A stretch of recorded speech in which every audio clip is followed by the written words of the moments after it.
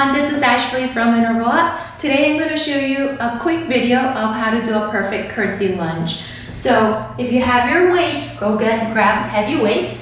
If not, no worries, you can do without them. So let me quickly show you. You're gonna have your feet hip width apart, back straight, chest up, just like the reverse lunges we do.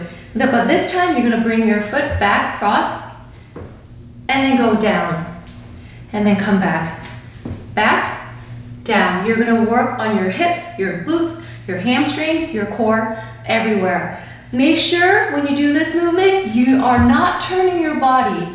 Do not turn your body, so keep your hips stable to the front and bring your foot back, go down. Of course, you can go as low as you can go all the way down if you can, or if that bothers your knee, just go halfway down up to where you feel good. You're still getting in a great leg exercise right there. Perfect. Thank you, everyone. Have a nice day.